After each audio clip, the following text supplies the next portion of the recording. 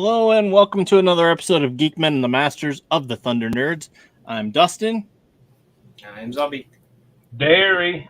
There we go. We got them all. Good. So we were talking before the show, and we started ranting about stuff, and I was like, oh man, we really need to have this conversation on the show because we were getting really into it. It's just like, oh man, we need to save this.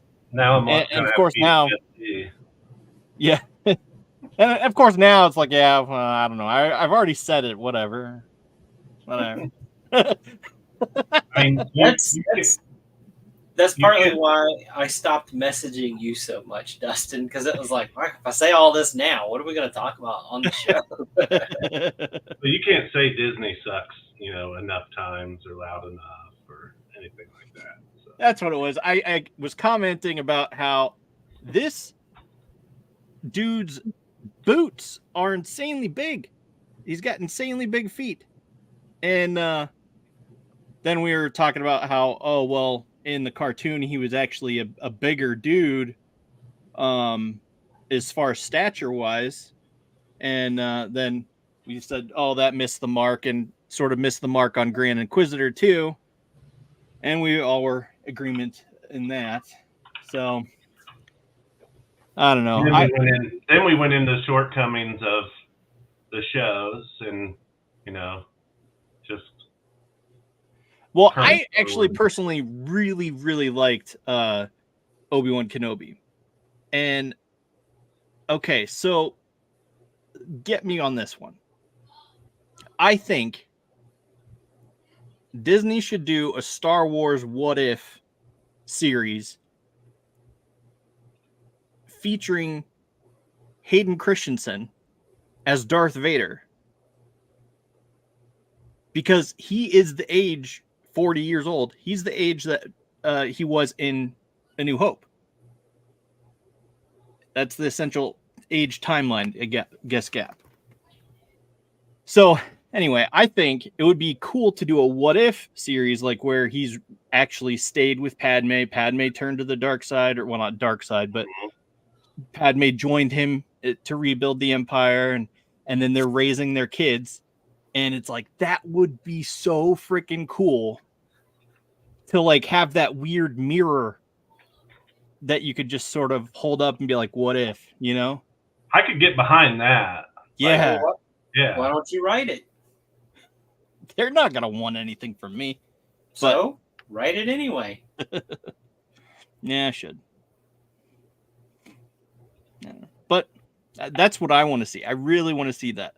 What you do, Dustin, is you write it, make it good, and then you mail a copy to Hayden. Like, hey, just by the way, here's a seed you can plant. Right. Feel free to use any of the ideas that you want, but we need to talk. Yeah, exactly. That would be so fun. That would be my dream job. But I don't know. You gotta start somewhere. Yeah. Why not attack my all-time favorite film, Star Wars? Why not? Go big or go home, right? Shoot for the moon, aim for the moon, shoot for the stars. Is that how the saying goes? Something I don't know. Shoot for the stars and land on the moon, or something like that. Yeah, whatever it is, you know what I mean. Yeah. But I don't know. I think that would be really cool. And I think it would be because you see all these really interesting images like of people like, what if he didn't fall to the dark side? What if he hadn't have what if Padme had joined him and they rebuilt the Empire or continued to build the Empire as they saw fit and raised their kids, and just what if that would be such a fun series that Hayden Christensen could do. He definitely could do. Yeah. It's just be the dark royal family. Yeah.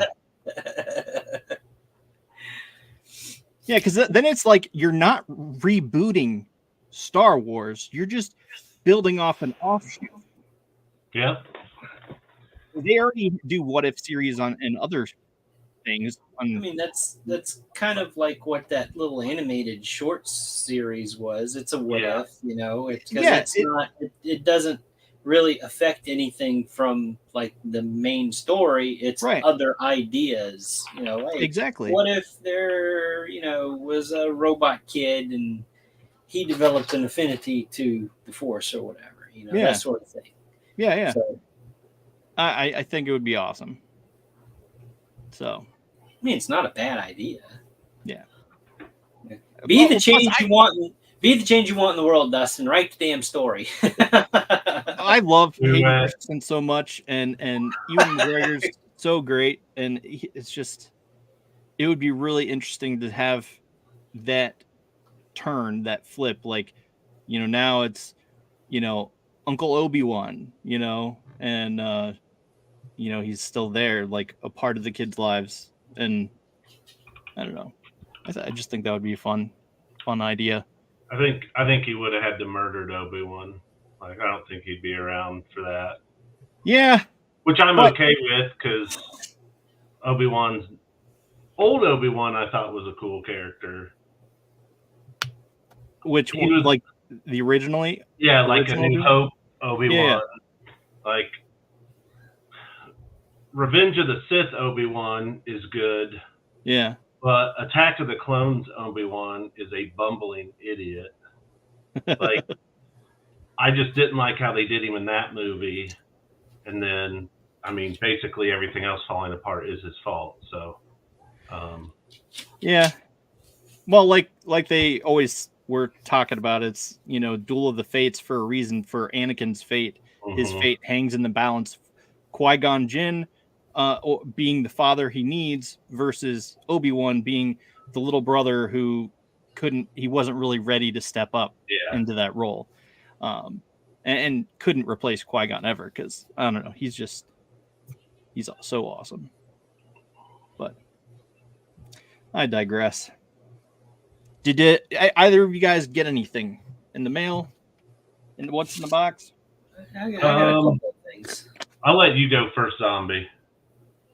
Well, I got a story connected with mine. I wouldn't have anything. Well, I would, but I wouldn't really have anything to show if it wasn't for. So we have quite a few pets. Not as much as we used to, but then that stuff kind of got replaced with other types of pets. Anyway, I'm getting off track. So we do a good bit of shopping for supplies at Tractor Supply. Okay. For some reason, our local store in town had to close, and they still haven't reopened. And it's been 2 weeks now, and nobody really knows why. All we get is, well, it's a safety issue that we got to take care of. And somebody said, well, it's a fire safety issue thing or whatever. So I don't know. They've been open maybe a couple of years. So what kind of safety issues you got in your store that we've all been through? That I don't know. So I had to find another one, because the particular feed that we get for some of our animals, my wife didn't want to switch them or anything. So I had to find another one. It was 15 minutes away by interstate. So I'm in Louisiana. I have to go to Mississippi, because that's where the closest one was. While I'm there, there was a Walmart. I hate Walmart. In the vicinity, and I needed to pick up some other things too. So I went in this other Walmart after picking up the pet stuff, and I actually found Mark. Yep. That's so cool.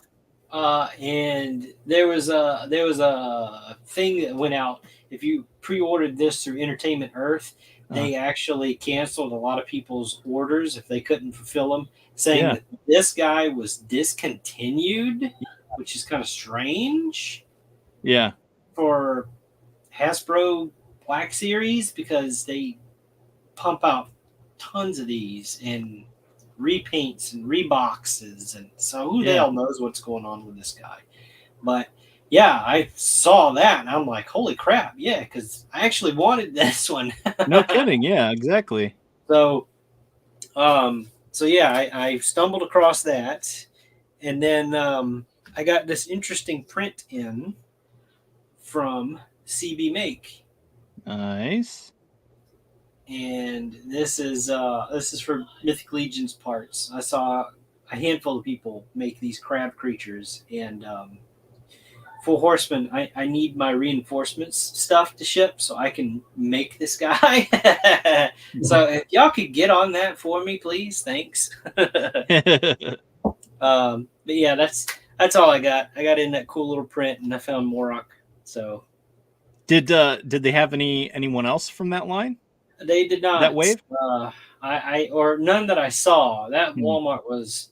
I mean, it was like shoulder to shoulder people. I was like, I don't know if I ever want to come back to this place. And there was associates there. I'm trying to look stuff up on my phone. And they're like, I need you to move. I'm going, what? Excuse me?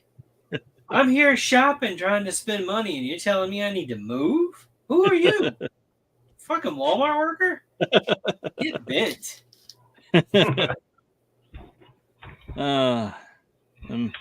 I'm silly people.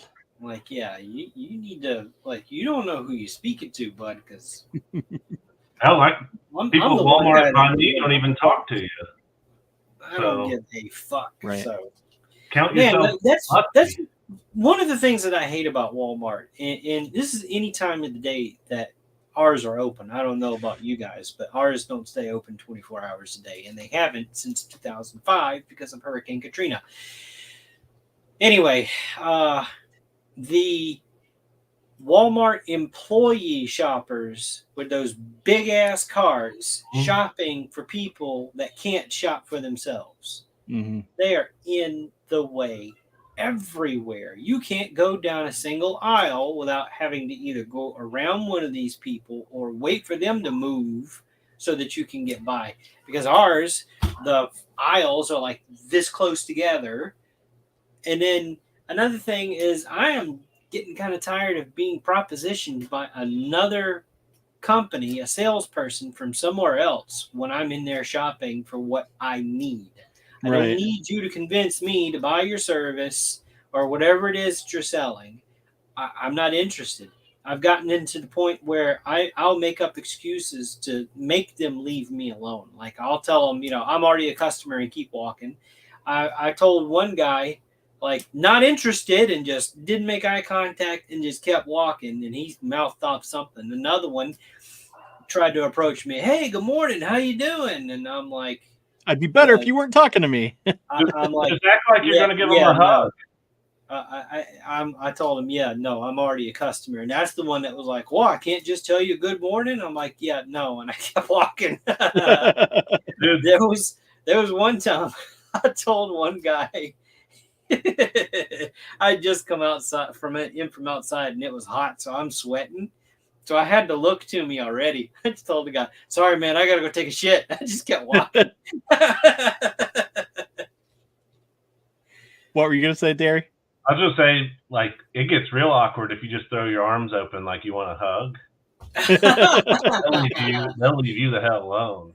No, I don't even want to do that.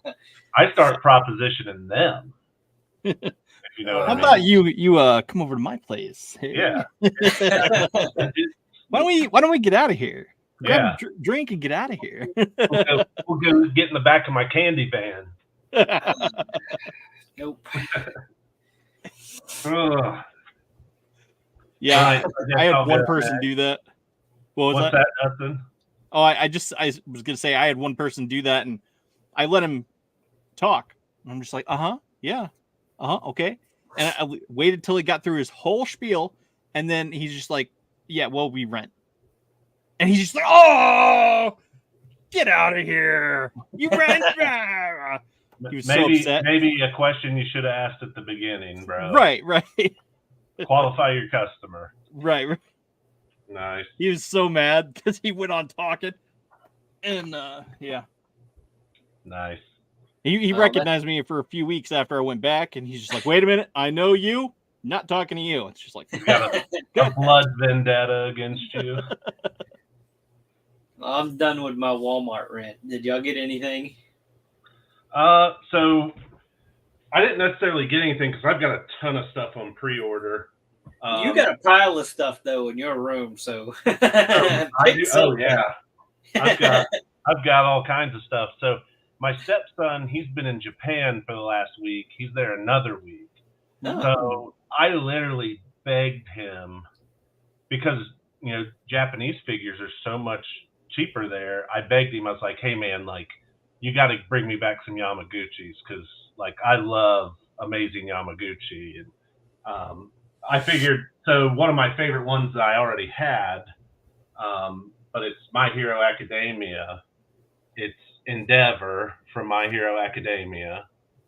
So, like, obviously he's a fire character. yeah. He has a son that's Shoto Todoroki is half fire, half ice. Yeah. And he actually starts out the series as kind of an a-hole. Yeah. But then, what is it, like season 4, 5, he comes around and ends up kind of being a dad to his son. And there's an episode where him and another character, Hawks, are like, it's one of the best episodes. They're like fighting together. And it's really cool. Yeah, it is. But, I mean, I've always had a love for the Yamaguchi figures, which I've got, I think 7 of the My Hero ones. The only one out that I don't have is Kirishima, but then they've got, I think, 2 more announced that are coming out. Nice. As well. So I was like, hey man, like buy these up and bring them home in your suitcase, because he didn't even take that much stuff with him. So yeah, we like My Hero Academia here on this show. Oh, I'm so nerded out over it. Like, I think it's one of the best cartoons I've ever seen in my life, honestly. So yeah, you're definitely in good company, so to speak. So the other thing I got that I figured I would show off, he's been sitting up on my bookcase back here, but you can hardly see him. So I've got the Beast Kingdom Darkwing Duck. Nice. Which I want to get Negaduck now. Yeah. So, like, I mean, Darkwing Duck was my jam when I was a kid. So when I was really young, DuckTales was big with my brothers. But then I remember when Darkwing Duck dropped, and I was probably like 7 or 8. So it was like right in that sweet spot. Mm-hmm. So I can remember the very first night it premiered. I was at my grandma's house, she was pretty old. She was like 77 or something. I watched the premiere of this show on one of those little 13-inch TVs. Oh. It had like the knobs to change the channel on it, and it was black and white. So I got to see the very first episode in black and white. So, but that's a really cool figure. I mean, the soft goods, they're high quality. I've always thought that Beast Kingdom always does a great job with these. Not super articulate by any means. It's a display piece, which that's pretty much my jam with my figures. Like, I open everything and display it. So I don't like other podcasts where they complain about, certain articulation stuff. It doesn't matter as much to me, as long as I can get them in iconic poses. That's what I'm worried about. So, and then the third thing, this isn't something that I got, but it is something I will be getting, and I'm going to share my screen real quick. Okay. You probably saw this earlier today because I posted it. Let's see here. It's on my second monitor. I believe it's this tab. Yes. So they announced today. You guys seeing this? Yep. Oh yeah. Yeah. So this is literally a figure from McFarlane I've been waiting on for 5 years. So I literally post like every 3 months a picture of the red and blue versions of Superman, and I'm like, you gotta make this. Um, so like they announced this recently, and I'm sure the red version will probably be the gold label. Yeah. They'll probably do this one regular and do the red version as the gold label. But these are two of the Superman figures from McFarlane that I absolutely have to have because I've still got this entire storyline, the original comics that I bought back in the 90s. So a lot of people hate on this version of Superman. Didn't like the storyline, any of that, but it's just like one of those things that they had all these other versions of Superman before that, and then this is so radically different with all like the whole energy form piece and all that. Like they couldn't wrap their head around it. So these will be two figures that I absolutely have to have.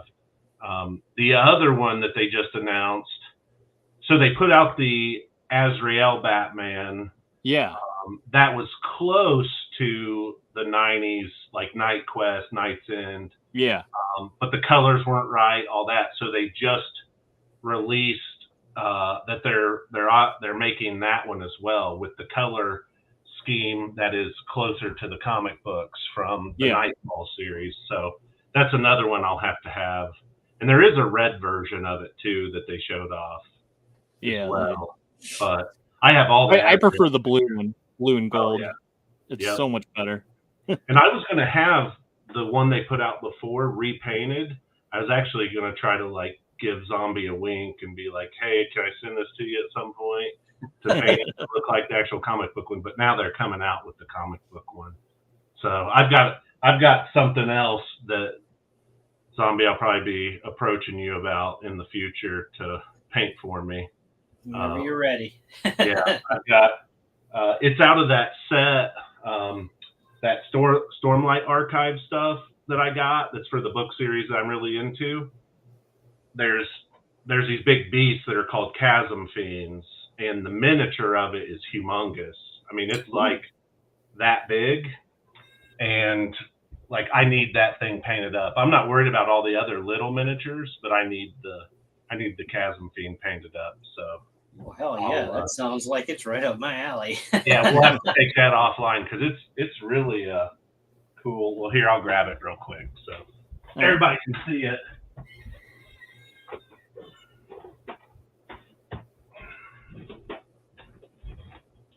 I don't know how well it'll show up, but it's like a big monster, and then like that's the picture of what it is. Ooh. And there was the art on one side. That kind of gives a little bit of a look at it. But they're these big monsters that they fight in these chasms in the first and second books. And it's really cool. So that thing, I mean, you can see by the scale of this box, like how big this guy is. Yeah. Oh, right. Yeah. So I'll hit you up offline about it because that's one that I really just have to have painted. The other minis, I'm not in a big hurry for. Or I may end up trying to paint some of them myself, but that one has to be superb. My skill level is not that high to get it to where I want it to be. So. Oh, I'm up to the challenge. Everything I've seen in years, it's going to be a lot better than what I can do. Oh, thank you. Oh, I want to circle back to that Darkwing Duck. Did you ever have any of the like the older toys that they came out with? Oh, yeah.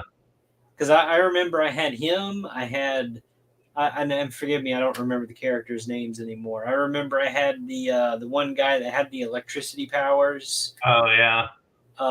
And a couple more. Those two were really the ones that I remember the most. Were Darkwing Duck and then him. But I know I had more. And then like after I got them, I don't think I ever remember seeing them in stores anymore. They were like it was one time and that was it. Yep. Yeah, I got Darkwing Duck, and that was the only one I got because that was all they could get. Yeah. But that's it for me on the toy front. I haven't gotten any comics or books or anything yet, or Yeah. recently. What? But you. Me? You. Okay, well, I haven't even touched my my snake eyes that I got. I've been dying to ask you what Timber was like. Like everybody that I've seen get that fucking set. All they talk about is snake eyes, and I haven't seen a thing about Timber, how he's articulated or anything. I'm really interested in this wolf. Well, I'll open it and tell you. I mean, no pressure. You can do this, on your own time or whatever. I don't want to force you into anything, but it's like it's driving me crazy because there's Super 7 Snake Eyes and Timber set at the Walmart down the road from me, and I should have took a picture of this. It's in the wrong box, and I checked. Nobody's messed with it. It's not like they opened it and swapped the box and brought it back. One of those deals. But it says Cobra Commander on it. It doesn't say Snake Eyes. I'm like, what? Everything is there that's supposed to be there. It's just the wrong box. I saw that. Did you break it? No. No, it actually comes apart right here. Oh, you didn't have to soak it in hot water? No. Strange. Yeah, I've seen a lot of people talk about that. But, I mean... So you have one of the Hasbro sets that came with a Timber. Yes. And you've opened that one or no? I have not. You have not. Okay. I was wondering, I was going to say, what is the comparison like between a Mezco and I'll have to do that. And then the Hasbro one. I know the Mezco one's going to be bigger, but articulation-wise and sculpt, I want to see comparisons. Like, the Super 7 is obviously cartoon. Right. I mean, he looks okay. I mean, it's not my favorite wolf figure ever. Yeah, because I want to try. I want to find a good articulated wolf for a particular project that I want to do. But I mean, I don't want to drop like Mezco money on something that's like it's not that great of a figure.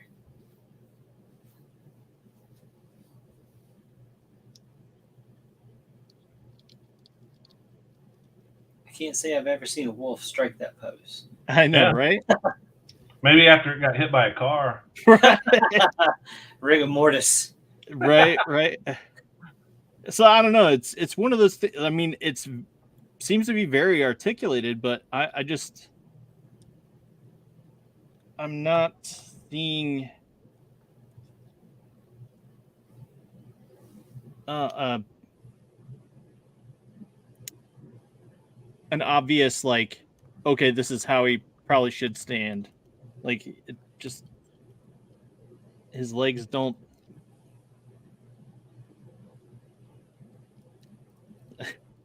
I don't know. Are you trying to pose him like he's taking a shit? No, that's the thing. If I was doing that, I would probably do this. He's naturally just reverts to that pose. Right. I don't know.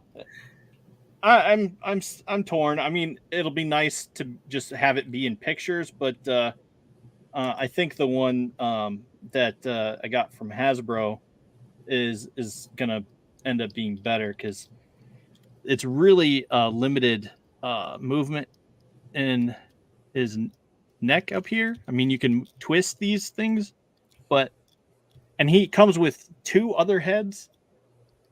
So like a growling head and a more relaxed face, but you can't even get him into a howling pose, really.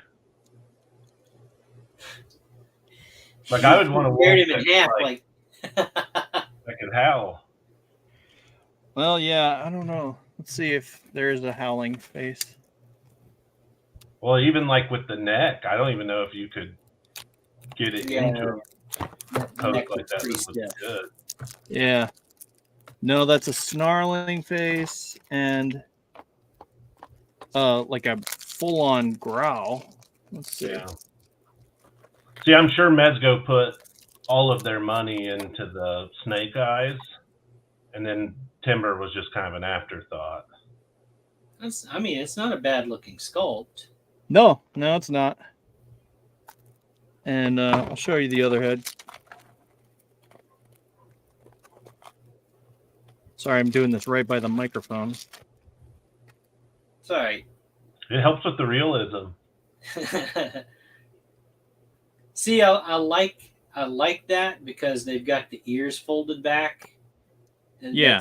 that's very natural.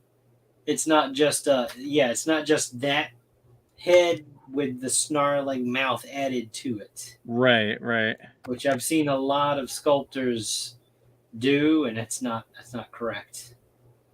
But they don't have a straight up howling face. Well, I mean, the neutral face could be used for that because I mean, if you look at them, they're not making like a puckered O with the end of their mouth in real life. It's just kind of barely open, and they're forcing wind through it. So you can fake it with the neutral expression, but the neck, it doesn't look like you can lift him up. Yeah. Point his snout upward. Yeah, without breaking his head off. This is pretty much as you'd have to manipulate the legs and probably put him in a sitting position to make him do it. Yeah, so, and I can't quite get him in a sitting position.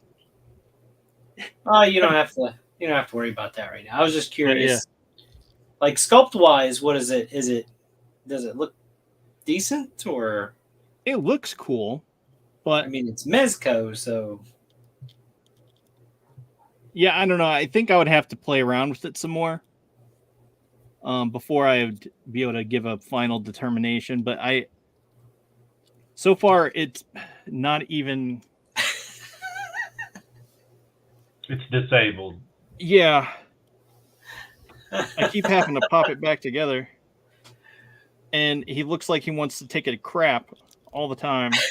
In pretty much no matter what pose I put him in. I don't know. So. Well, those back legs aren't supposed to kick forward. They're supposed to go backward. Yeah, I know. There you go. But there you go.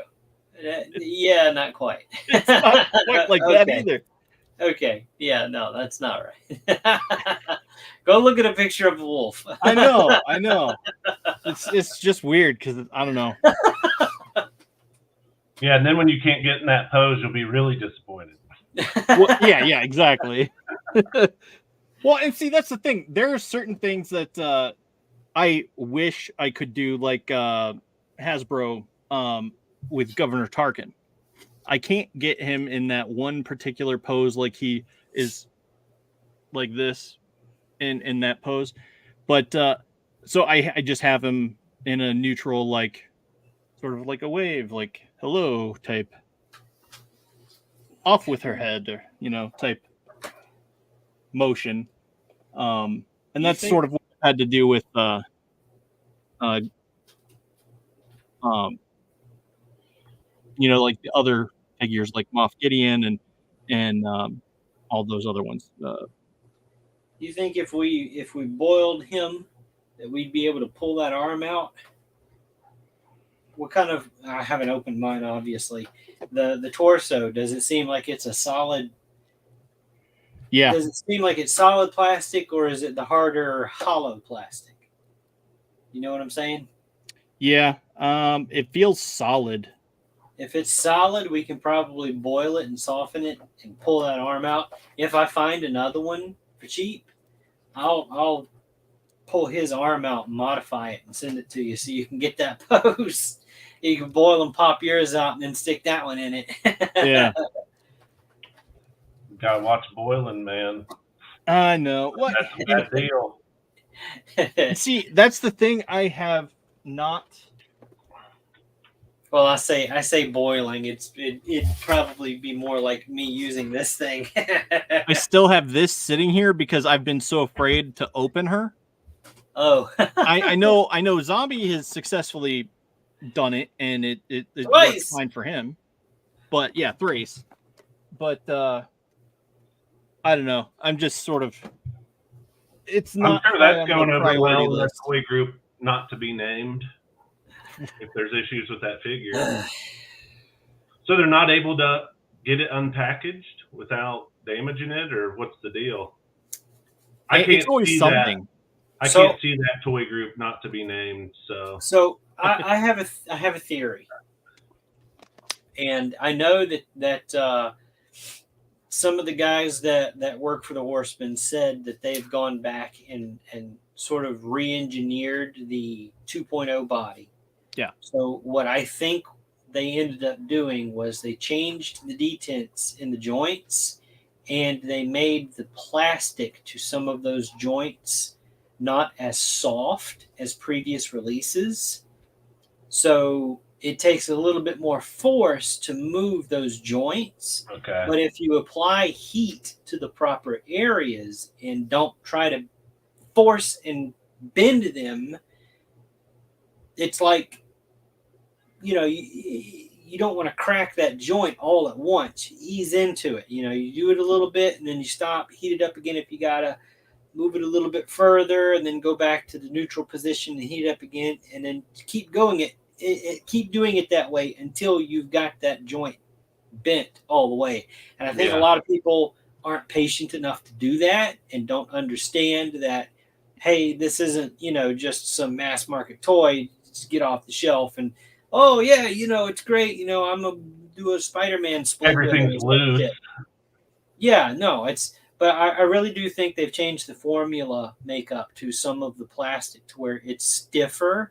Mhm. So that's creating more resistance for those joints to work, because up until now, people had complained that the 2.0 series figures couldn't stand. They just kept falling.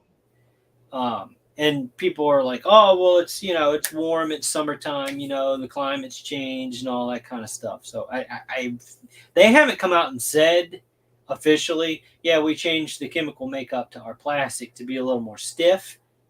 I really think that's part of it. And to the casual fan that's come into the line that sees everybody doing all of these things with these figures, they don't understand where the figures came from. Yeah. And where they are now. So Yeah. you've got a lot more people manhandling these things and breaking them. So a lot of it, I don't think, is manufacturer error. It is user error. Yeah. Well, what's funny is all the Legions I've bought, I've never had any of these issues that people post about. The only thing I've ever had is a loose joint. So like I might get a hip joint that's loose or something, but I mean, I use that Kiki stuff that you used Kinky to see on stuff? Facebook everywhere. Yeah, kinky. Yeah. But I just put a little bit of that on the joint, and I know some people use like floor polish or whatever. Yeah. I've tried that. I don't like it. Yeah, the Kiki stuff works really well. But it was so hard to get. I had to basically send this dude in the Philippines money, via via PayPal. It was weird, but it ended up showing up. But it was only like $3. And then I was like, I don't know how this guy's making any money because he's shipping this internationally, and he only ended up charging me like $3. So, but I've had the same bottle of it for 3 years now and still use it all the time. I've never even tried to look into getting any of that, so I don't know. It's good stuff. I only bought. I didn't know it was hard to get. Well, this is 3 years ago too. The guy might have blown up and now has, driving Bentleys and stuff. Selling little bottles of Kinky. I'll sell little bottles of Kinky if I can get some. Never mind. The outside Cirillas. Okay, so other than that, I messed with the thing. I haven't messed with the thing that did the stuff. I did the stuff. The thing I got that I am excited about. I got Magic card set. This is a particular kind of format that I like to play. It's called Commander or Highlander, whatever you want to call it. But it's known right now as Commander, or something like that, whatever. But yeah, I mean, so it's just a fun game that I like to play. And so I'm my buddy from high school is he lived in Japan, and we've been friends a long time. We've I don't know, my mom was saying we've been friends since like kindergarten or something like that, which is, she spouted off the number of years and I don't remember, but it's like, yeah. So it's fun.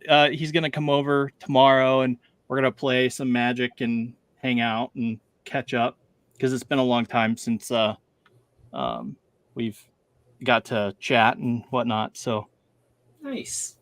yeah, it's gonna be fun. Yeah, that's all I got. So this is a Ultimate Guard case with Ultra Pro sleeves, the Lightning dual mat, and if you want to know about Commander or Magic, let me know. I made a Magic card deck one time. We used to play a lot of World of Warcraft cards. Mm-hmm. Yeah. And then obviously, like, Pokemon cards was always cool, because like Pokemon on Game Boy is one of the best strategy games ever created. But we got into Magic for a minute, and I made a spider deck where literally you just have all these spider cards out in front of you, these little minions. And like my buddy Noah had a meltdown because like it overwhelmed him. And like he was like, yeah, we need to go back to playing World of Warcraft cards. Like, I never got into Magic, but I had a friend that worked at a gaming and collectibles store back when I lived in Biloxi, and he talked the owner into trying to do more into the gaming or whatever. And this was around the time when Yu-Gi-Oh had just come out. Mm-hmm.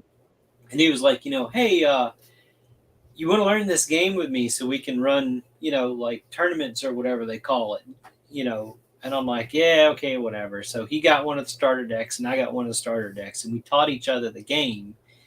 And I got pretty good at it.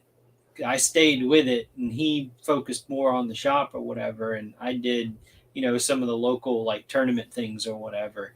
And there was a guy that we ended up having a match, and we went blow for blow the entire time.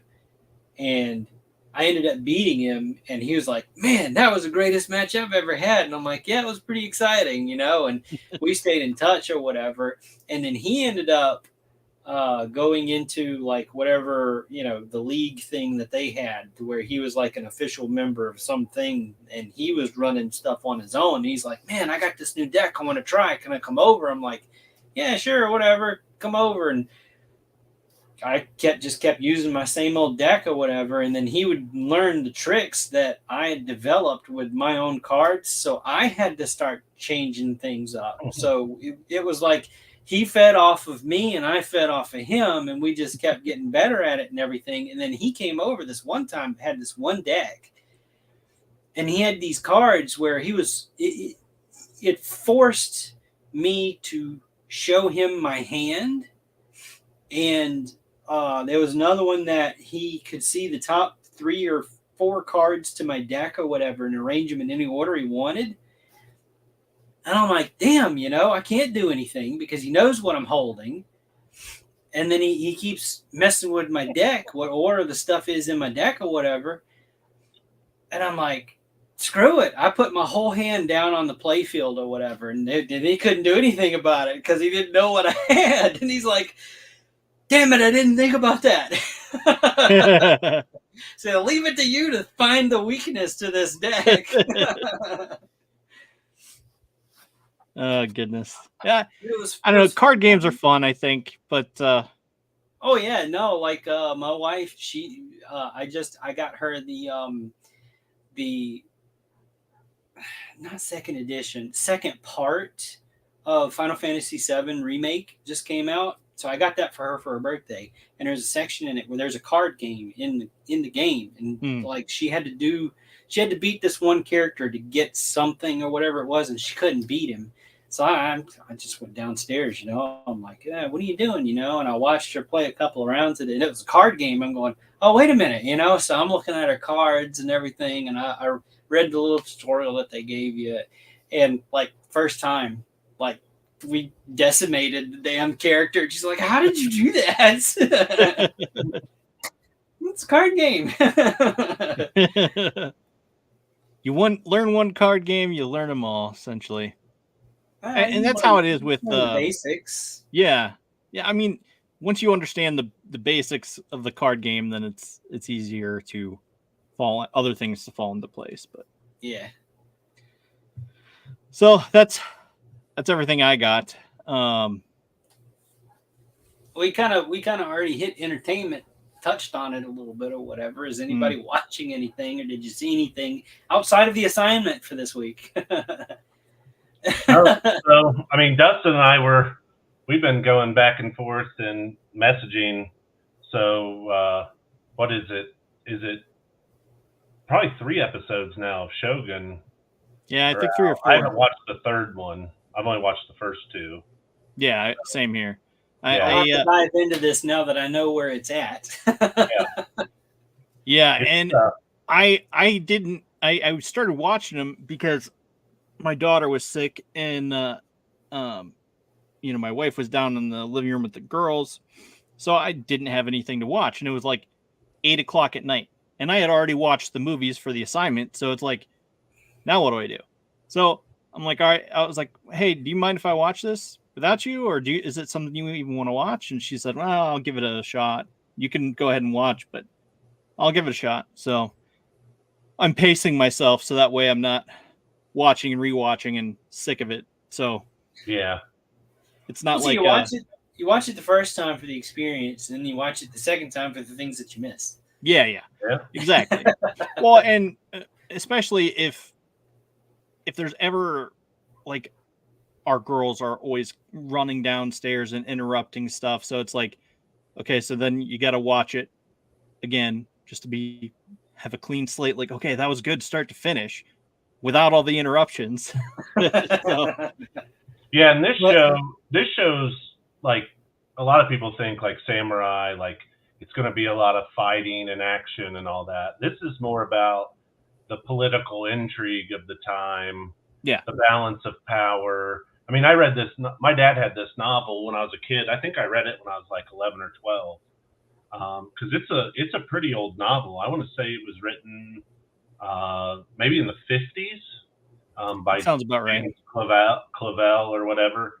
So I'd read it when I was a kid, and when I heard they were doing the show, I was a little worried. But like the main character, who's played by, I always get his name wrong, but it's like Hiroki Sanada or whatever. He played Scorpion. Sanada. Mortal Kombat. He was in 47 Ronin. Like, basically for him to be in the show, he told them it has to be done a certain way. Yeah. He was in The Last Samurai too. Yeah. He was the badass in Last Samurai too. Yeah, he jacks with Tom Cruise all the time. Yeah. Hates him at first. Yeah, for sure. Yeah.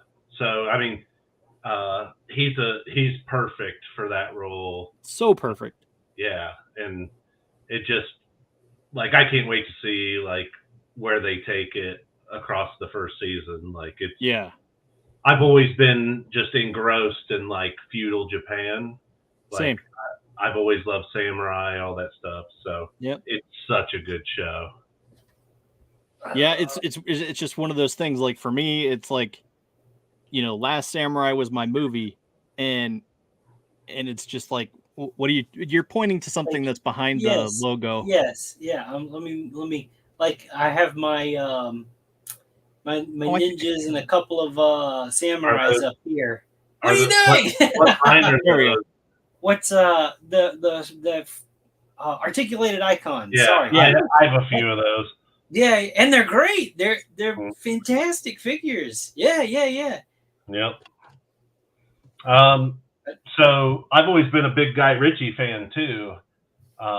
Ever since like Lock, Stock, and Two Smoking Barrels and Snatch. Like I've always loved those just crazy, like just blow your mind at the end of the movie.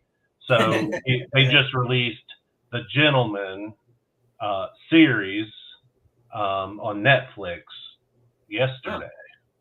And so last night we watched the first episode of it, and it was insanity. Like it spent a little bit of time at the beginning telling you the backstory of this family and everything. And basically the premise of it is the dad is a duke. So they have like this family estate that's been in their family for 500 years. He's on his deathbed. They call the oldest son lives there. They call the middle son back from the United Nations. He's a soldier for the United Nations. And then there's a daughter. Well, by tradition, in the family, they would leave everything to the oldest son. Mm-hmm. Well, the oldest son's a total fuck up and drug addict. And so he ends up leaving it, breaks with tradition, leaves it to the middle child, to the second son, which causes all kinds of turmoil. Well, then the first son's, the oldest son, Freddie, all of his like skeletons start coming out of the closet of like stuff he needed that money for. And like I was like mouth open at the end of the first episode. I was like, what the hell did we just watch? Like it was really good. I can't wait to watch some more of it, but it's so good. Which if you haven't seen The Gentleman, which was one of Guy Ritchie's last movies that he did, the set style, it's phenomenal as well. Those are always a good watch. Rock and Roll. Does Gentleman have anything to do with Gentlemen? So I don't know if it's going to cross over at some point, but like it had Matthew McConaughey in it. It had Colin Farrell. I don't know if they're going to be directly tied at all. They seem to be set in pretty much the same time period, but so there might be a crossover at some point. But those movies are always just the craziest because like it tells you this story like kind of independently, all these characters, and then all of a sudden they start weaving their stories together and just chaos ensues. So this show started very strong in that same vein last night. And it doesn't seem to be the kind of show that you have to wait and watch all this crap for the last episode to be good. Like we were thoroughly entertained, laughing out loud throughout the entire first episode.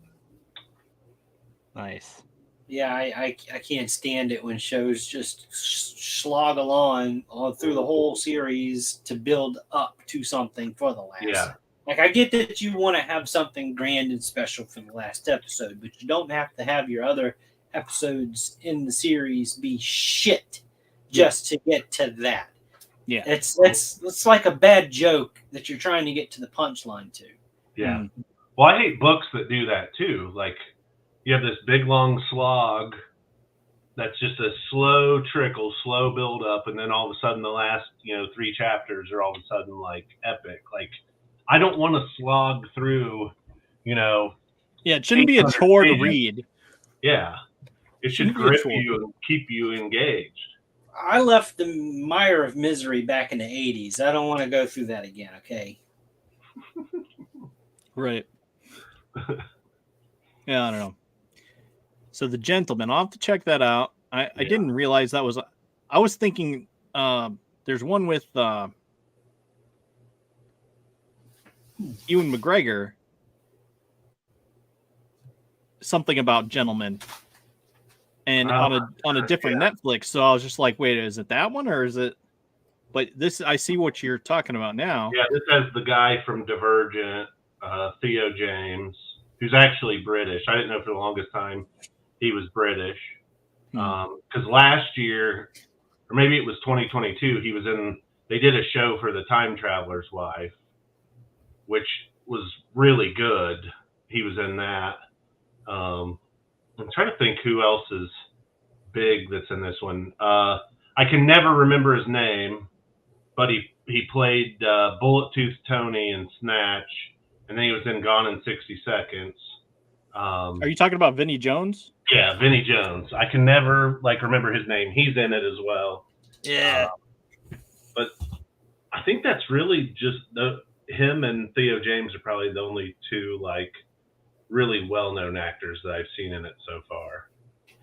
And it's funny to say well-known with Vinnie James because he's so underrated. Like he's been in a ton of shit, but hardly anyone recognizes him. But it's just like, okay, that's that guy.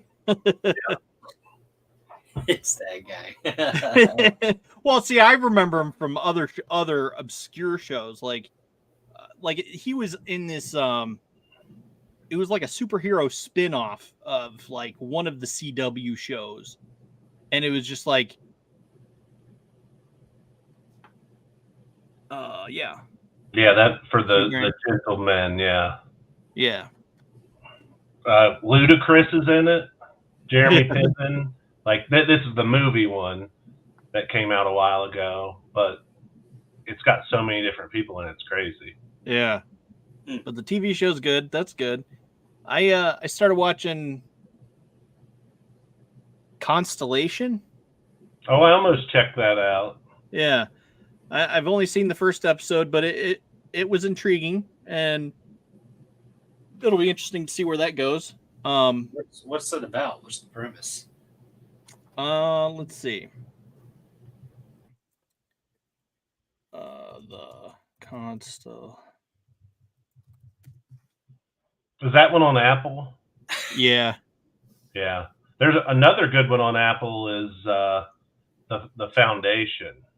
Yeah, that's one I was contemplating watching, but this one my wife voted for first. She's like, it's well, then you have to go with it. I mean, come on. Joe returns to Earth after a disaster in space and discovers that there are missing pieces of her life. So she sets out to expose the truth of the hidden secrets of space travel and discover what she had lost. Yeah, it looks like there's like maybe 5 episodes so far. Another but it was good interesting. One on Apple is Silo. And Silo, yeah. Silo was excellent, and I loved C. I loved C. Did you see that one? Did you see C? Oh, with Jason Momoa? Yeah. Yeah, I haven't finished it, but I've watched. I think the first 2 seasons, maybe 3 seasons. I can't remember only how 3 many there were. seasons. Okay, so I've watched 2 of them. Yeah. Yeah, I loved that show. I thought that was so good. They've got some good stuff on there. Yeah, probably liked the first season the most. For me, it kind of went as it went on. Did. I don't share have a sort of a downslope. You do, Dustin. It did have a sort of a downslope, but I thought it picked up again when Dave Bautista came back for the second season, because he was like the brother, the antagonist, and whatnot. Right. So it's like that drove a little more interest. And it's like, oh, that's cool. It's a new dimension, a different side of things. So I thought that was a fun little tidbit. And dude, some of those fight scenes were epic. Do you not agree? Oh, it had great fight scenes. Well, I'm talking to Zombie like specifically because he saw it all, right? Right. I did. I don't have a problem with that. I don't agree with the decisions that the directions that they took the show into. Yeah. You know, I mean, beginning in the second season and where they followed through with the third season. It just, I don't know. Some of these writers, I just want to grab them and go, "What are you thinking?" Yeah, I would you're have to missing agree. something here. There's a whole point here, and you're just glossing over it. Yeah. So That is hands definitely down, true. best show on Apple TV though, Slow Horses.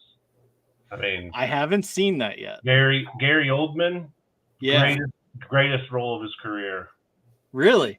Oh yeah, he's so basic premise is you have MI5, Mm-hmm. and then the main character, he like screws up on a training op, and so they send him to something called Slough House, which there's a series of books based off this, but it's for like where they put you out to pasture all the agents they don't want anymore. And so Gary Oldman's like the leader of these people. Well, all he ever does is just insult them, and just, I mean, it's such a great character for him. Like the jokes that he tells, like zinging these people, but they always get like in over their head and come up and find this big conspiracy that then they have to like unravel and figure out and save the day. It's such a good show. Like, I want to know more about his character. Like, how did he get in charge of this place? Because like the other MI5 leadership are like, this guy's like, in back in the day was the real deal. And then somehow he got put in this place, and he's dirty and nasty, and like, it's so good. Like, it's the complete opposite of Jim Gordon in every way. And just his mouth in it, like the shit he says is amazing.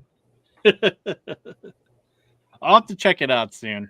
Yeah, that was definitely one that I'm wanting to check out. Foundation 2 is on my list. So yeah. Cool. I want to talk about this fucked up movie that you. Oh man! Oh, this hole man. in the ground. Here's what I think we need to do. I think we need to build up to that. I think we need to. Okay. You want to go into Daybreakers, and then we'll build into this hole in the ground thing. Because I got problems with Daybreakers too. Yeah, I mean, so do I. But I mean, I've got thoughts on hole in the ground. Okay, that's good. I'm always happy to hear that. Okay, so Daybreakers, like the concept of it is good. There's a good foundation there, and much like with everything else, they take it in some weird ass direction that's like, wait. So I'm to believe that you're just gonna forget all about this other stuff here, and you're gonna go, okay, so we're going this way. All right, fine, whatever. You know, like, so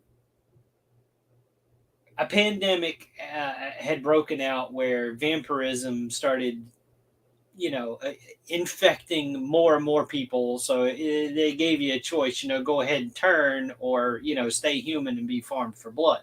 Like, okay, hold up, wait a minute. Right there, right off the bat, I got an issue. So you're gonna put me in a machine and keep me unconscious and farm me for blood all the while the world around us is changing to favor the vampire race or whatever, instead of, hey, be our food source and we'll take care of you and we'll treat you like a king. Yeah, sure, there might be breeding camps to create more humans to keep the blood supply going. But that sounds like paradise. But we got you. It'll be a cushy setup, we promise. I mean, right? No, we're gonna lock you in a warehouse and drain your blood out of you. Like, yeah. Really? That's what you went with here? Yeah, they were very short-sighted. They did not have missed it by that much. Vampires live a long time, so you shouldn't be short-sighted. Right? Long-term goal here. Right. right? Yeah, It's like they got carried away with themselves. Like, yeah, no, I just want all the blood now. Like, yeah, that's not going to work in the long run, right? Well, and This the movie to fact that they me- were having hunters that actually go out and capture humans to bring them back. It's just like, okay, but why? Like, dude, Like there could have been a whole like coexistence thing. Like I said, yeah, we'll, symbiotic. we'll take care of you. You won't have to work. You won't have to worry about nothing. You Yeah. go off to the breeding camp, and make more little humans for us. Like, like you just donate your blood. Like the little blood mobile drives around and collects the blood from you every so often. Ice cream truck. Yeah, come on. Got the little song playing. So I remember watching this movie when it first came out. Yeah. And so this movie jumped on the whole vampire train very late. So like starting with Blade, really, you get into these more modern vampire stories. You have, the Blade series, you have Underworld. There's a few more in there that probably weren't as big or anything, blockbusters. And I think this movie, it said it came out in 2009. So you're getting to the end of that. You're basically taking the premise of I Am Legend, because technically in I Am Legend, they're vampires, even though the movie really didn't portray them. It made them seem more like zombies-ish. If you watch the original version, Millennium Man or something, with what's his face, Charlton Heston, they're vampires. So it just got into this like a little bit late, and I just don't think there was a lot of creativity put into it. For me, it was formulaic as far as like not really a horror movie, but like super, I don't even know if dramatic is the right word. I don't even know how to classify this movie. Like, it's a weird niche. Yeah. Like, so just in my opinion, I've got so many other like vampire movies to pick from that I enjoyed so much more, that when this movie first came out, I think I waited till like Blockbuster had it or something. And I think I even waited till it was like on the $4.99 table where you could buy it. So I was like, I'll give it a whirl. I'll buy it for like, 5 for $20 or whatever that deal was that Blockbuster did. Yeah. And I watched it, and I was just like, the not premise really my is there bag.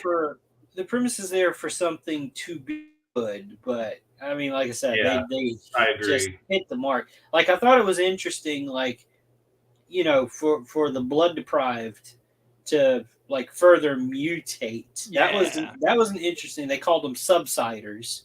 So that was, for me, that was like a different kind of like explanation on the further mutation of vampirism and everything.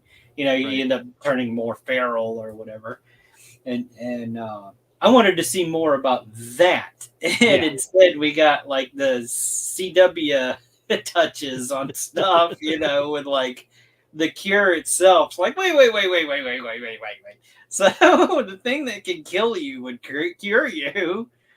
Really? You couldn't think of anything else? I don't know. I thought that was kind of interesting because that, essentially burning alive is kind of frightening, and not a lot of people are going to do it. Basically, we're talking about setting yourself on fire and scaring yourself back to life, getting your heart started again. Right. That's all it takes. I mean, they couldn't. Well, let's try this defibrillator first. I mean, because they were looking for a heartbeat. That's all they were looking for. They weren't looking for nothing else. They were monitoring for a heartbeat. That was it. Like, oh, come on, really? I forgot also that William Dafoe was in this movie. I'm going, holy crap! Yeah. As soon as he started talking, I'm going, oh my god, which is I had to do this. So Yeah, I'm something of a vampire myself. that's something that, like, you look at the cast. I mean, Sam Neill, Willem Dafoe. He made an excellent looking vampire bad Yeah. guy. I was like, wow, look at this. Well, even like Ethan Hawke, like there's a lot of Ethan Hawke movies that I like. I mean, I think back to like Gattaca and some of his earlier stuff that was, really pretty good. And then this falls, like, I always think a lot of actors get to a point where at the beginning of their career, they'll make a name for themselves and be choosy about their parts. And then they almost get to the point where they're just wanting a paycheck. And this movie just seemed like filler in his career, just to get him to the next like big part. And maybe he wasn't as high a demand at this point, probably in his career. But I mean, there's so many movie roles like he's in that I'm a big fan of the way he plays the character. But man, this movie just didn't bring it together for me back then and even now. I'm just like, yeah, it's a very loose knit story that it had potential, but it ended up falling kind of flat. Like there's some good things in it, but just as equally there's some not good things. Yeah, that's definitely true. It's something for me that I still liked it. Background. I thought it was interesting to see like that world. What about the background? It's just a movie that I would throw on in the background, like if I was doing something. I'll put it on. Yeah, I was going to say there are some things going on in the background of this movie.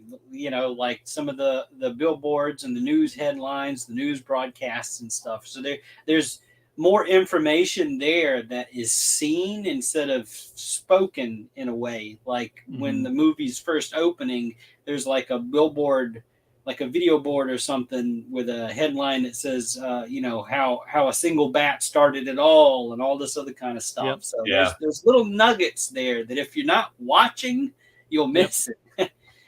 But I want to say this too, before we move on from it, is with the Subsiders, with the cure being what it was, being exposed to sunlight just long enough to jumpstart your heart, but not enough to torch you to death. I wanted to see if they could do that with a Subsider, like what would happen to them. And they didn't even touch on it. It's like, just drag them out into the sunlight. We actually, that was just somebody's crazy idea. Let's just get rid of them.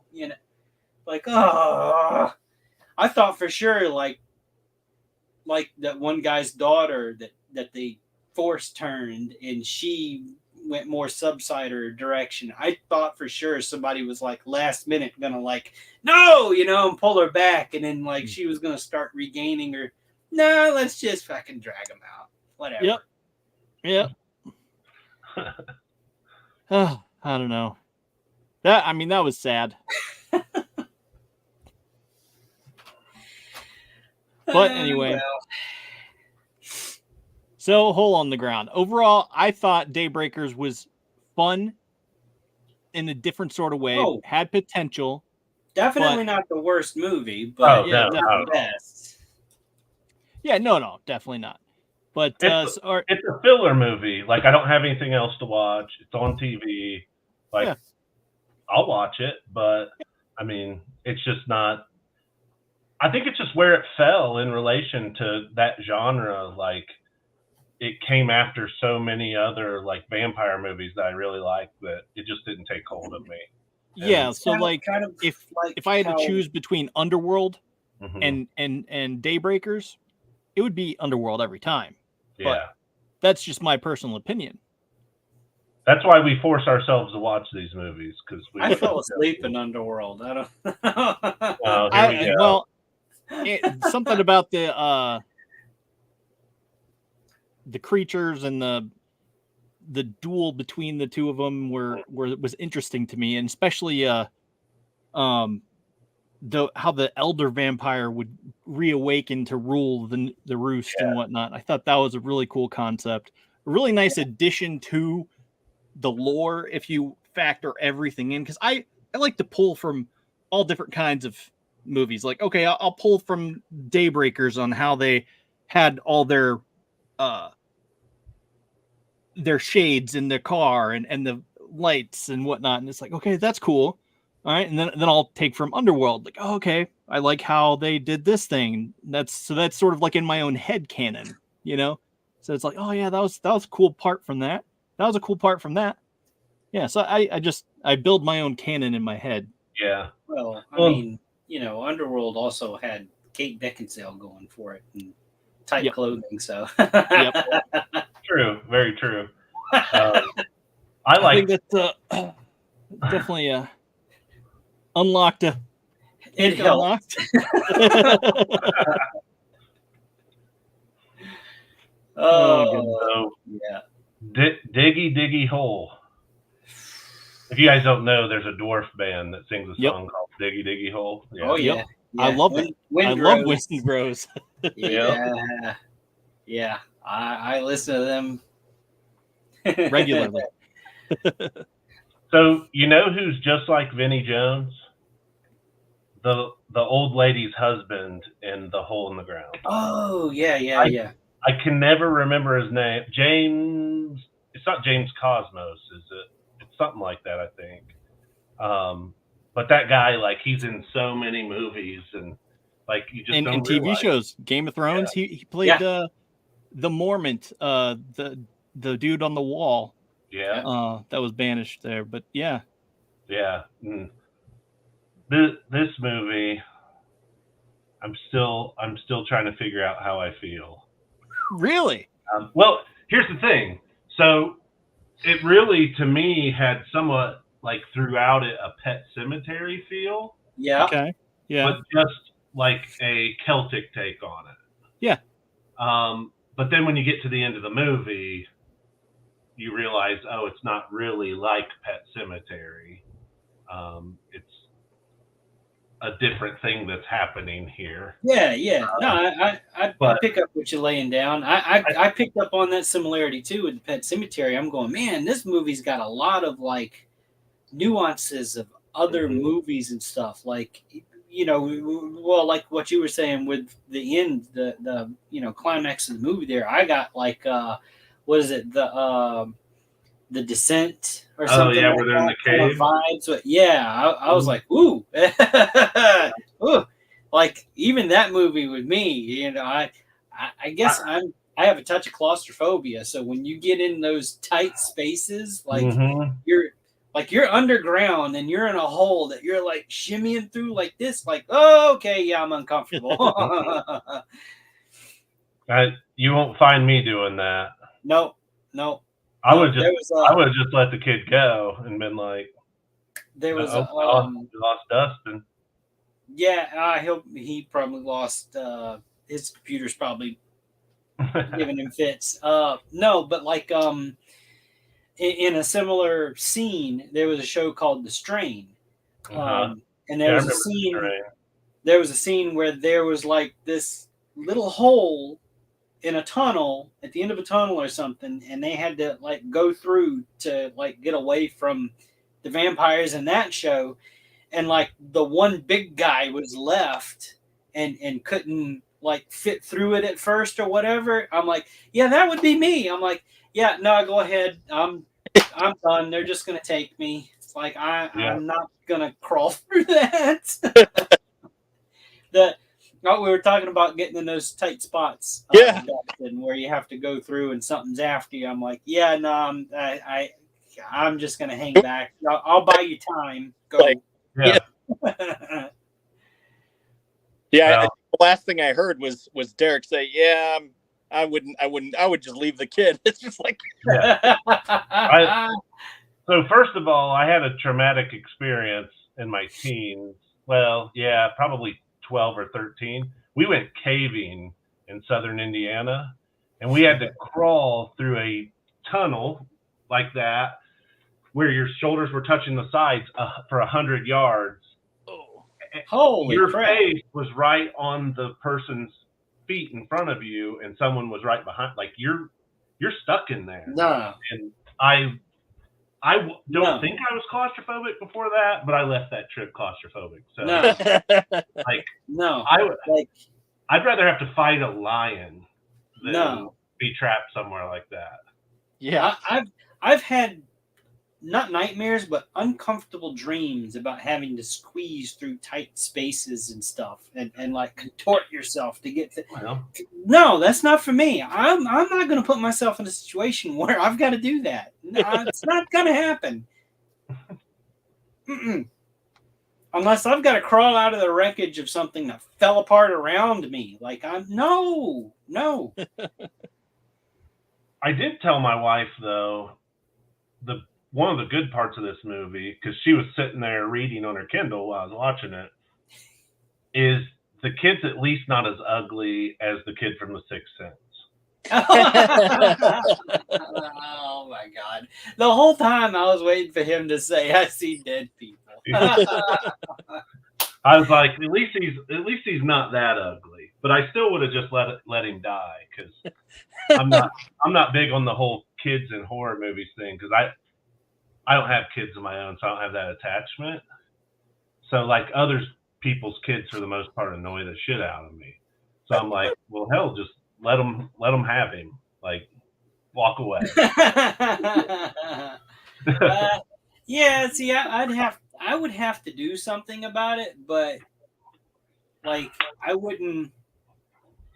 Like I say, I wouldn't crawl through a situation like that. But I mean, really, if it was, one of my kids was in trouble or something, I probably would do it without giving it a second thought, because that would be my motivation. But if it was like voluntary, like somebody, let's go spelunking, and they take me to this fucking cave, and then they're like, so this next spot's going to be tight. I'm like, no, it's not, because I'm leaving. Bye. Hey, I'm going back the way I fucking came. We walked here.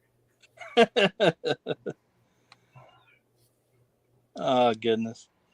Yeah, I don't know. I was surprised by the ending of this movie, and that's something for me, because usually I see the ending of something coming from a mile away. Yeah, I can see the trailer of a movie nowadays, and they show so much in the trailers that I already know what's going to happen by the end of the fucking movie. I hate that. That's why I don't watch trailers to something I'm interested in anymore. So, but this movie, like, I did not expect her to do what she did. Like, they show this hole, this giant crater in this ground a handful of times. And each time, like, the middle's moving. Like, how is that happening? And everything else, it's not like, did that hole get gradually bigger? I don't know. The weird kind of movement down in the center of that, like, what was causing that? And I'm like, no, I don't even want to be. I'm like, we're moving. Now, fuck that wallpaper. We're not finishing this house. Let's go. Something's up with that hole. I just thought it was a big butthole. Like, I was like, Dustin, Sarlacc pit. Am I right? Yeah. I'm going, holy shit. Somebody let a Sarlacc on Earth. But yeah, I didn't expect her to do what she did. Like, she just trotted right up to the fucking hole. I was like, yeah, something's up with this. I'm just going to take a dip and see what happens. I'm like, what? Well, she knew her kid was in there. Yeah, the whole time you're like, is it her kid? Is it not her kid? Like, they hint around about the mirrors and the cameras. Yeah. But they never show us. Like, obviously, she saw something on the camera that she hid, but we don't get to see that. And then, like you were saying, dude talked about the mirrors with his wife or whatever, and I don't know. Do we want to say what do we want to talk about the end of the movie, or no? I mean, I don't know. I don't know. I don't want to be the one that's like, by the way. I'd put up. I mean, we never claimed to be spoiler free, so yeah, we're not spoiler. I guess. So by the end of the movie, you get to see these creatures, which is what gave me the feel of the Descent from those creatures in that movie. So it was kind of similar to that. Yeah. And But this whole time, you're wondering, is something possessing her kid, changing him? And it's not. It's like completely not. Like, no, your kid's been in this fucking hole in this ground this whole fucking time. How long has it been? Right. Been weeks? They've just been feeding him like baby food the whole time. Yeah, they're like dropping worms in his mouth every now and then to keep him. Well, yeah, here's a little protein, kid. We need your doppelganger out there, for what? Well, clearly, there was another body in that cave, so clearly that was the body of the first kid. The first kid that was apparently claimed. Yeah. But who knows how many others? Right, right. I mean, really, you don't even would, start to notice, like, hey, well, all these kids keep going. Well, I guess they replaced their kid though, so. Well, it's not just kids. Remember that other one touched her and turned into her. Oh. So let me put this to you, okay? What the dude's name that we can't remember, the father of the first kid. What if he is one? And that's why he never did anything. Like, he just took care of this woman. Yes, she's just crazy because they're fully articulate. Like, this kid was an angel. Yeah. He was yes, mommy, no, mommy. This kid made friends. He made good grades. He did everything right, which is what tipped her off. Like, this ain't my kid. You're not my son, Well, yeah. What if that man was one? Who else in that town is like this? Well, exactly. Like, what's the actual ultimate goal? I don't know. They never tell us. So, yeah. But if you look at it like, okay, all of these things, because there's some, if you go back and rewatch it, if you ever do, like at the crazy lady's wake or whatever, there are people that are there and they've got all the mirrors covered. Yeah. Like, I don't know if that's a cultural thing for somebody's funeral or whatever, but that house was covered in mirrors. They had all of them covered.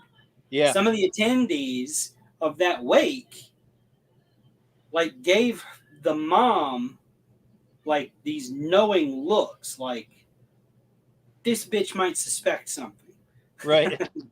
And then if you hear the woman that died, her husband, he tells her they wanted me to shut her in, to close the casket.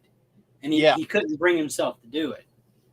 So I think that there are others in that town. Like, even the doctor kind of gave me like weird vibes. Like, yeah, with the way he was asking her questions or whatever, and he was insisting, like, yeah, here, take this. Yeah, you're telling me something about your son, but look, let me take a look at that scar on your head. Or do you feel any, whatever it was. He asked her something. I'm like, oh, that's kind of a weird question, And then he gives her this medicine to help her relax to sleep at night. It's like, I don't know. I think Doc might be one of those things. Yeah, sequel. Yeah. So it's weird. I think she made the right call by the end. But get the fuck out of that place. Yeah. Well, and definitely be looking over your shoulder the entire time, because, I mean, goodness, like, I would have loved to have seen what was on the film. Yeah. Like, because you sort of got a glimpse of it, but it felt more like a projection in her mind when she held up the mirror to the other boy. Yeah. Yeah, that was kind of an interesting way that they did that. Like, the whole time you weren't sure, like, is she just having a mental breakdown? Right. Or is this really something that's taking the place of her kid? Or is it possessing him? Mm-hmm. Is there really anything wrong with the kid? Is it her? Right. So I think they did a good job with that, with keeping that kind of angle going up until, like, the reveal. Yeah. Yeah. I don't know. I thought it was really good for that reason. Yeah, no, it it was an interesting movie. I'll give it that. I mean, is it a favorite? No. I mean, it kind of falls in that category of this was a weird fucking movie, Dustin. Yeah. Yeah. I'd never heard of it. I'd actually seen you post like a reel or something, and I'm like, "What the hell is this?" And you told me, "Oh yeah, it's this weird ass movie I'm watching right now." Yeah. And you showed me like a clip or something of it. I'm like, "That's a creepy ass kid." Yeah, certainly is. I don't know. I enjoyed it. I mean, I just watched it a couple weeks ago, and so I rewatched it for this week in preparation for this week. So I don't know. So this was actually a film that in our private chat you asked us back when we had Deadpool and what other movie was that? D-War. D-War, yeah. Should we substitute The Hole in the Ground for Deadpool at the time? And we were like, yeah, no, we'll save it for next week. And then we forgot about it the next week. So that's why we're here at The Hole in the Ground right now. So that actor's name is James Cosmo. Yeah. Here's some of the films on his resume. Highlander. He was Angus MacLeod in Highlander. Braveheart. He's Hamish's dad in Braveheart. Which he was born in 1948. So wow. He's in his 70s. Still at it. He would have been in his 40s, I guess, during Braveheart, which I haven't seen it recently, so maybe he looks younger than I remember in that. But I always thought he looked like a really old man in Braveheart. He's played everybody's dad and everything he's been in. He was in Troy. Whose dad was he in that one? It's the name of the character. I think he's Brian. God, what's his last name? Cox? Brian Cox's brother in that movie. Yeah. He might be, because Brian Cox has to like come help his brother at one point. Yeah. And so I'm pretty sure he's the brother that he has to come help. Glaucus or something's his name. In that. He was in His Dark Materials, which was on HBO. It was a series on HBO. So if you ever saw anything on the movie The Golden Compass back in the day that had Daniel Craig in it, His Dark Materials is a series based off the same books. Oh, really? Okay. Yeah, but His Dark Materials was really good. Yeah, it was. Yeah, it has James McAvoy in it. Yeah. That one British lady with kind of the weird mouth that's in a lot of stuff. I don't ever remember her name. She was just in something I just watched recently, and I can't remember. What? We just watched The Woman in the Wall. She was in that, which was a head trip. So that's pretty much his biggest stuff. He's been in a lot of British series, which I've watched because I've always watched a lot of British TV. So, yeah. He's everybody's dad, is what we've come to the conclusion. Everything he's in, he's somebody's dad.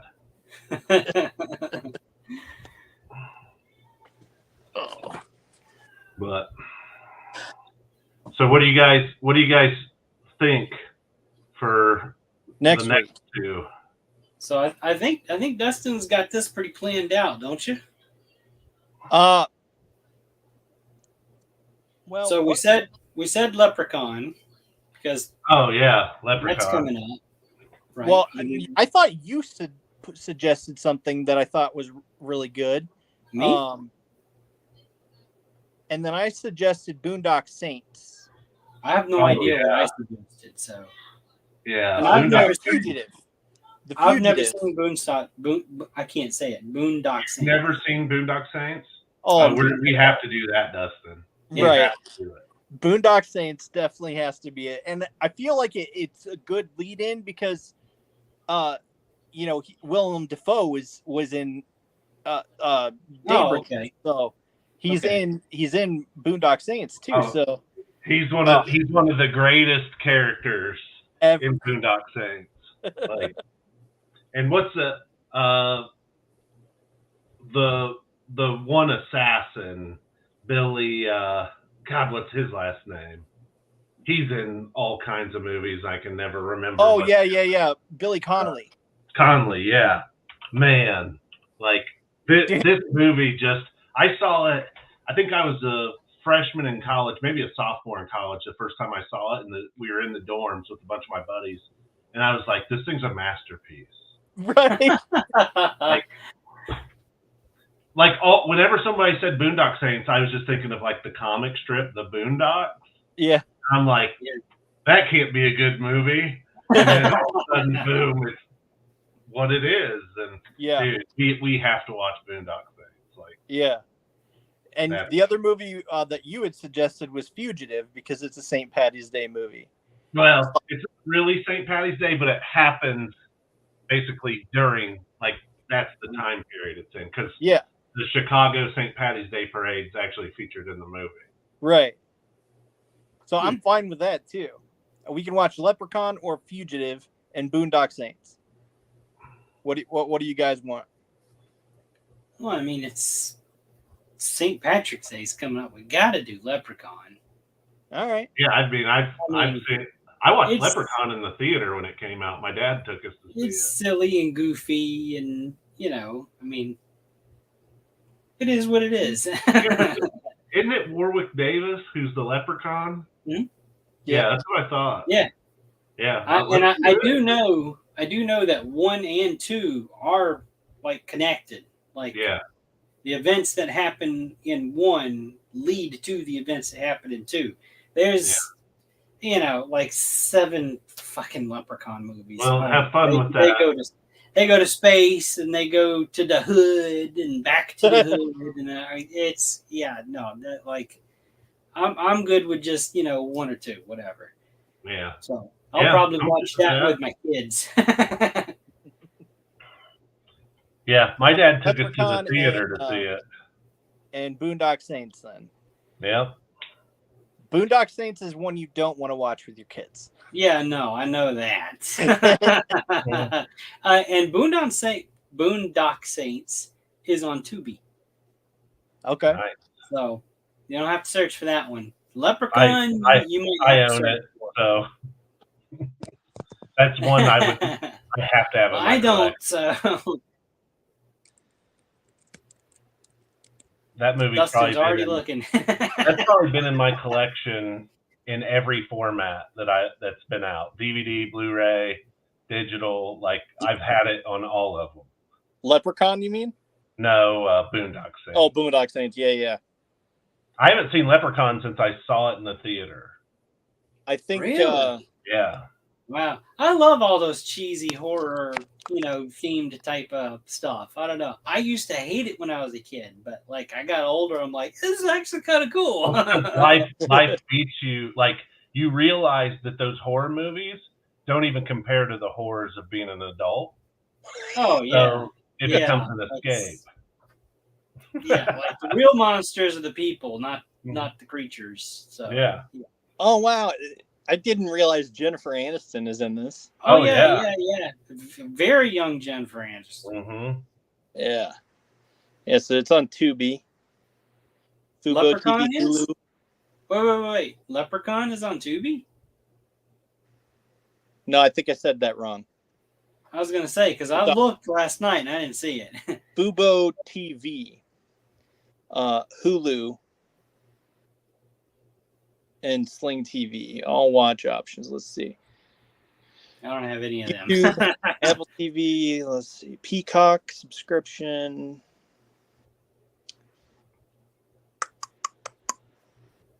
I mean, St. Patrick's Day is coming up, so I mean, I'm sure it'll start popping up. People will be like, "Oh yeah, hey, let's add this to the rotation." Yeah, for sure. I mean, it's like every year, and like when Friday the 13th comes around, they run those movies everywhere too. So yeah. Oh well. All right, so Leprechaun and Boondock Saints. And Shepherds I'm we all shall in. be. I'm gonna watch Boondock Saints tonight. Yeah. I don't know if I will tonight, but I will within the week. And maybe 2 more times before. I don't want to watch stuff too early because then I'll forget things. There's a quote in that movie that my best friend Eric Bertram, it actually is part of his internet password to get on his Wi-Fi. Oh, Like, God. There's a quote that we've said for literally ever since we saw that movie. Well, don't give away his Wi-Fi passwords. I'll tell you the phrase. You won't ever guess his Wi-Fi password, but there's a phrase. I'll wait till next week to whip it out. Okay. There you go. It's a good one. I can't go to the store without running into night. Anyway, won't finish that. I'm sure I'll understand that reference by next week. Yep. It's quite enjoyable, and yeah, like you said, maybe watch it a couple times because it is so good, and I think it's just underrated, and it's one that I watched with my buddy Jason, who it's getting ready to be his birthday soon, and so I was already planning on watching it in honor of my buddy, but yeah, I plan on watching this and Last Samurai and stuff like that. It's like a tradition since he's passed. I watch the movies that we loved together and just chill and reflect on that. So it fits that he's Speaking of passing, with the news of Akira Toriyama, it made me remember that I had this thing. hang on, I solo layout. It's a Dragon Ball. Yeah. There we go. I was trying to get the damn stars to show up. So this was given to me, actually. I didn't buy this. I didn't trade for nothing or whatever. This was actually some type of pre-order bonus or something. They were giving these to people from GameStop for pre-ordering some game or whatever. I don't know, 2003, 2004, something like that. And I knew a bunch of the people from from GameStop, and the one guy was like, "Hey, you want this?" And he tossed it to me. I'm like, "Hell yeah, I'll take that." So, but yeah, I meant to share that earlier, but I've got this little thing that I ended up buying to keep it in. It's glass, so That's cool. Nice little thing. So I have a Dragon Ball. Sad that he went. He was 68, man. Yeah. Too soon. Definitely. Yeah, I just posted about that today, but very sad. But okay, we're gonna close this out, and Boondock Saints and Leprechaun for next week. Join us or don't, whatever. I don't care. Just... We're gonna do the show regardless. Right. Yeah. If you don't, oh well, we don't like you then. Right. Exactly. All right, but my kids are away, so I'm gonna go hang out. If you get my drift. Picking it up. Yeah. Enjoy the evening. Yeah. To you all. Yeah. Don't eat Tide Pods. Yeah, don't eat Tide Pods. All right, let's see. How do I end this? I can't do it from here, I don't think. All right. Let's see. Let's see if I can do this without messing it up this time. Okay, go here. Doop, doop, doop, doop, doop, doop. Did you move it? I should be the top one. Oh, I see. Okay.